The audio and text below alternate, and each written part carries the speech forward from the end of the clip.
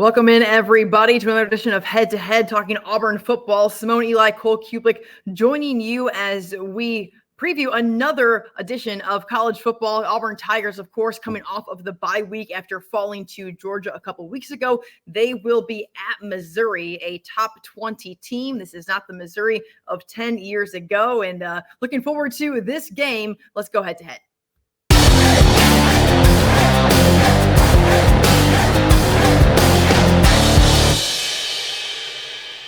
All right, guys, hard to believe that it is mid-October and we are in week 8 of the college football season. And all of that, plus Auburn has not yet won a conference game. Cole, Hugh Freeze has not shied away from saying that this is absolutely not where he wants to be, expected to be, thought that he would be. When you look back just very briefly to the Georgia game, what did you take away from that one in Athens? Still making mistakes in critical moments of the game. Still had opportunities, getting better in some areas, and still maybe not utilizing certain players as much as I think a lot of us would like to see. I do think defensively there are a couple of guys that stood out that did some nice things. It's just you further you were going to get in that game, the more Georgia was going to be able to lean on you. Did not tackle Trevor Etienne very well, specifically in the second half, but I thought you got good effort. There's obviously the fourth down situation in which Peyton Thorne and Hugh Freeze were on different pages with that. Those are the type of spots in games they just have to get cleaned up. It doesn't matter whose fault it is. It doesn't matter what happened at this point. Just find a way to not mess that up anymore going forward. And I think Coach Freeze has addressed a little bit of that the last 2 weeks. We'll see how much it changes Saturday. When we spoke a couple weeks ago, Cole, a lot of emphasis was put on, hey, going into this Georgia game, you get a little bit of a break afterwards. And there's always benefit and break from a physical, a mental standpoint, playing college football. You referenced that, when you play, that was still the case. It certainly is now with just the heightened interest in college football and what the game has really become. How much do you think this team can benefit from having a little bit of time away from it and also being able to work on themselves? And where do you think that they maybe tried to grow over the last week or so? I think the run game is an area that they tried to grow. I think different ways to utilize Jarquez Hunter and those running backs and try to find space for them. I think it's been a situation where this offense is sort of waited for run looks to present themselves and, thrown first a lot of the times. I think you should probably utilize that run game to then find some more advantageous looks to pass against to help a quarterback that has made mistakes and some wide receivers that just haven't always been doing exactly what they've needed to do. So it can be dangerous, though, Simone. You get a break and you sort of exhale. And, it's like, here we are. Okay, you get to look back, and this hasn't been a season with a ton of positives. So some guys might not move forward in a very positive way.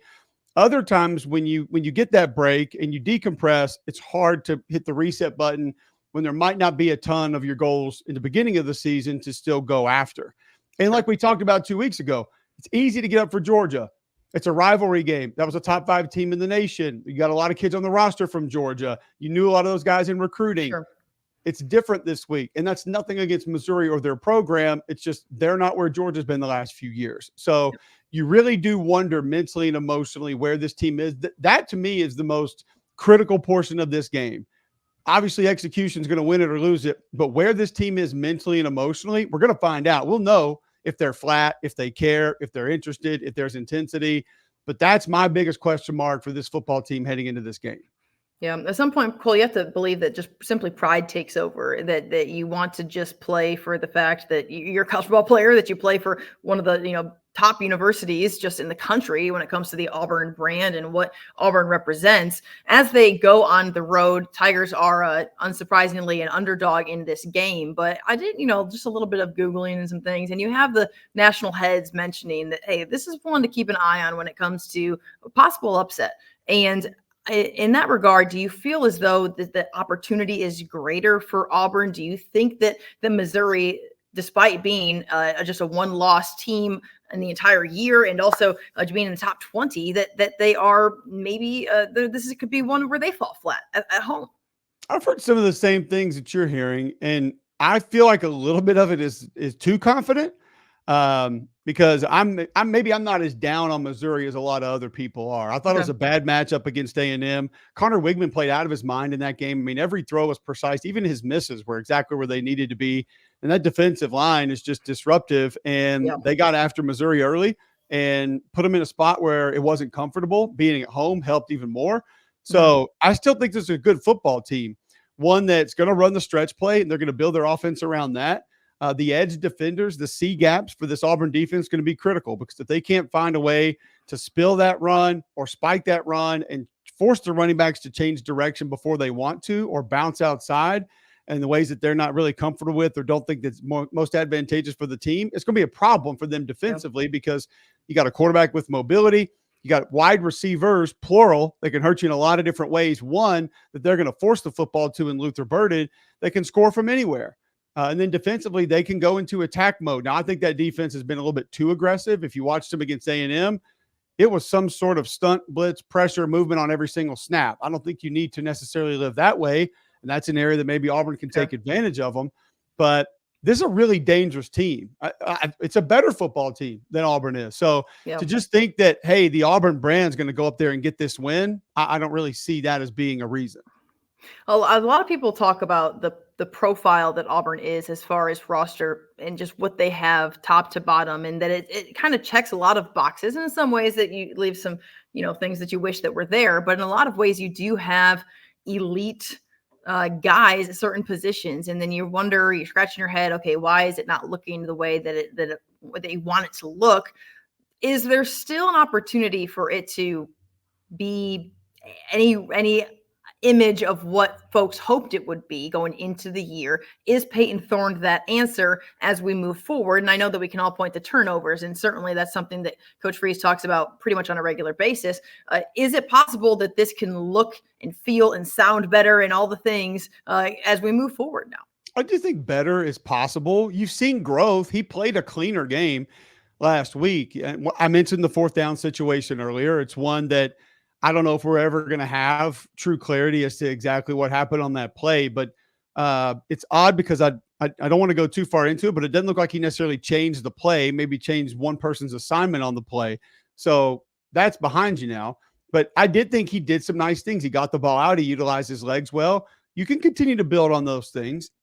Try not to maybe give him too much in critical moments where a turnover would break your back at that point. Try to stay away from that. I'll go back to what I said in the very beginning, Simone. It's got to be more Jarquez Hunter. I think he's the best player on your football team, the most explosive player on your football team. And it's not like he's, taking a bunch of tread off the tires this season. So he should be able to go for a while and go the distance, ride that, see if the defense makes adjustments, and then try to take advantage of where they've added extra players and see, can you get some explosives there? Defensively, like I said, you got some good tackles in this game. Armand Mimbu, I think, is the best right tackle in college football. Brett Norfleet can line up next to him at tight end. He's a devastating blocker. You have to make sure that Missouri can't seal that edge on that stretch play, because they'll give you a lot off of it. They're going to get a lot of eye candy motion with it. You'll get split zone with lateral movement after the play. You'll get motion and movement before the play. And the quarterback has the ability to give you option plays to keep it, run it, throw it, pop passes, different things like that. RPO game can be there. So visually, it's a defense that is going to have to be on point. And if they're not, they can take explosive plays to the house. So those are the things going to have to happen if Auburn is going to find a way to be competitive and to get better for the rest of the season. The intensity up front's been there defensively. You just have to find a way to keep that going. And DJ Durkin's done a great job, I think, sort of altering the fronts and the looks throughout the course of the year. So better, yes. What some Auburn fans thought it was going to be before the season, I don't know if I really see that as being the case. Fair all around for sure. Cole, when it comes to Auburn running the ball, and for folks who are just simply go and eat something yummy and watch football, explain it to those of us. Is this that the play calling is not there? They're not calling a play to hand the ball to Jarquez Hunter? Is it the decision-making of Peyton Thorne? Is it situational football? Is it maybe all of the above? Is there something that carries greater, reason as to why we have not seen as much of Jarquez Hunter, who just a year ago, I think, led the SEC in rushing? I would say take everything that you just threw out, and all of those would be accurate, and then add a little bit of hell if I know to that. And that would be your recipe as to why we have not seen more Jarquez Hunter, because I love there are talking times about that it feels like you should just be able to turn and hand the football off to him. Part of it is RPO game, where the look says pull the football and throw it. Now, those looks change Defenses have smartened up to the RPO game. They're not going to sit there and let you say, oh, linebackers walked up, throw the ball. That's what led to an interception against Oklahoma that cost you the game. So all of those things matter. The offensive line has had letdowns when he has gotten the ball. Tight ends have had letdowns in blocking when he has gotten the football. So I think all that goes into it. There needs to be, in my opinion, more run it and call it. Because ultimately you can be in control of that. And you can say, hey, we're going to run inside zone to the right. Maybe you can flip it to the left if the look is that bad, but you're not pulling it and throwing it. We're not changing the play. Like, we're calling this and we're running this. And that's that. And if it doesn't go for any yards, so be it. At least you gave that play that opportunity to go out and attempt to be successful. Rather than asking where you want to see, I ask you this every week. What's your point of emphasis? Where do you want to see? We've covered that, and for every which way, back and forth, every single week. And in a lot of ways, it's been a lot of the same things. This is what I want to ask you: is Hugh Freeze? I don't want to say is he the answer, but does Hugh Freeze want to be the guy that revives Auburn? In your personal opinion, is he the guy? Is this the way? This is the future. What does Auburn football look like 3 or 4 years from now? I do think Hugh Freeze can be the man for the job. I do think he can get it right. There are areas of recruiting and talent acquisition, and we've seen flashes of the coaching on the field where this can work. There are parts of it that you look at and say, okay, it's fair that it's not happening at a more rapid pace. Youth, we understand that. Talent in certain places, probably on the offensive line and the defensive line. You don't have your game wrecker really up front in the middle of that defense. You don't have offensive linemen that can just create holes and move people off the football on a regular basis. The game changers you do have offensively, one we've mentioned multiple times doesn't touch the ball enough. The others, very young. They're going to make mistakes. They're going to break their routes off too early. There's going to be catchable footballs that maybe the timing's off and they don't get to those. So, but I do think when you look for the light at the end of the tunnel, you can see it, and you can see how he can continue to build that roster, continue to bring more talent in through traditional recruiting and through the portal. And at the end of the day, Simone, I'll say this. I still feel like there's more alignment around everything with Auburn athletics and Auburn football right now than there has been in a long time. And no one's going to get it right if that's not the case. And I do think that from the administration, the support staff, majority of the fan base, the people inside the athletic department, more of that is pulling in the same direction that it has in quite some time.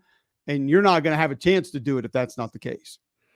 Cole, you, unlike most of the world, has a really good idea of what all of the SEC looks like top to bottom. And so before we do predictions, I want to ask you, Missouri this week, Kentucky, Vanderbilt, then an off week, sort of, when you're playing ULM, who's a much better ULM team than what ULM has been. It appears. They're having a good season. General Booty's they're 5-1 with quarterback. They're 5-1 with one loss to Texas. Like they're and maybe he should be in Birmingham, but that's never mind. And then Texas A&M, and then Alabama. Where are your SEC wins coming from? If you had to just right here on week 8 of the season before we play this one against Missouri, where are the SEC wins coming from throughout the rest of the season? I do think that there's a path, there's a roadmap to get this win this weekend. It's going to take the front seven being really good against the run, and you can't turn the football over, not on the road in this league. You look at a Kentucky team right now that's searching for an identity on offense. And if you can go and play a solid game defensively against them, you could keep it at a low scoring game where you might not even have to go out and score 28, 35 points to win that game. They're making a lot of mistakes right now also, but physically that's going to be a massive challenge. That is a defensive line made up of grown men. Like those are adults, and you're going to have to step up to that challenge. Vanderbilt runs a system extremely well. It's one that's had success against Hugh Freeze coach football teams. So, Diego Pavia's 2-0 against Hugh Freeze. He'll get another shot at him, and he runs it well. They call it well. Tim Beck does a great job coordinating that offense. Clark Lee's taking over the defense, and they're playing better. But from a talent perspective, if you put a clean football game together, you should still be able to win that game. Texas A&M, you got to neutralize that defensive line, and their offensive line's getting better and better. So that one's going to be tough. We know what the Iron Bowl is and can be. In Tuscaloosa is not going to be easy, but Hugh Freeze has also found ways to be successful in those games before. So there doesn't look like there's a ton on there. unless a couple of things start to come together and a few things start to click, and maybe you catch fire and you get hot down the stretch and you find a way to make some things happen. All right, well, let's talk about this one on Saturday. It's going to be an 11 a.m. kickoff, so a bright and early one. You never know. Teams that are really good can play really bad early, and teams that are bad can play worse early as well. So we'll see what this one looks like. But 11 a.m. kickoff between Auburn and Missouri on Saturday. Cole, what do you like when it comes to what this one will look like when it hits 0-0? Well, I actually think that if you're going to have to play on the road, it's never easy, but playing in the morning benefits the road team. Not saying it gives you the overall advantage, Sure. but I think it subtracts a lot of the advantage for the home team. That crowd is usually going to be a little bit more flat. They're not going to be as excited. And when you go on the road, Simone, you know things are going to be different. It's a different routine. Home games, you go to the same hotel at the same time. It's the same people working at the hotel, same food usually. Like, you know where your meeting rooms are. You go on the road, it's all discombobulated, and you know that. So all of a sudden, you're the home team, and you're waking up at 5:30 in the morning to play a football game, which is your ultimate reward of the year. It's not a great place to be. So I do think that helps Auburn some in this game. Also, I think when you look at Missouri, they are a little overly aggressive defensively, as I stated, so they can give up big plays. They can allow drives to be continued. And a quarterback, if you can get to him, I still don't think has grown to the point where he won't give you the football back. Now, Brady Cook can make plays, and he'll break you down multiple ways, but I also think you can still rattle him. So if that defensive line and those linebackers, Keldrick Falk, Jalen McLeod, Austin Keys in pressure moments, can find a way to get to him, hit him a little bit, knock him around, make him run, get him off platform, maybe you get the ball back. It's going to be a no turnover, clean football game, probably a win or two in special teams, and find a couple of explosive plays. If Auburn does that, they can win this game. It's just based on what I've seen, Simone, I find it hard to believe that all of those things are going to happen on the road in what's supposed to be a pretty good environment. I guess it's sold out. We'll see how many people show up, how loud they are. Yeah. But I'm going to go 24-21. Missouri finds a way to get this one done at home. Yeah, I like 28-21. I think it's going to be a one-touchdown game. Missouri wins, but I do think that things will look better. I mean, I think that Auburn coming off of the bye, and I mean, Hugh Freeze has experience in this league. He knows how to win, and he knows how to shape things up in the ways necessary. Does it look like a win? I don't think so. I mean, you've expressed what it will take for that to happen. Certainly would love to see it, but we will see as we enter week 8 of the college football season. Kind of now or never, though, for Auburn, as they will stay on the road next week against Kentucky before returning home against the Vanderbilt team that not too very long ago had a pretty big win as well. So we will see what this looks like. 11 a.m. kickoff on Saturday. Auburn up against Missouri for week 8 of the season. For Cole, I'm Simone, and we'll see you next week. Brought to you by Alabama Beef Farmers and Ranchers.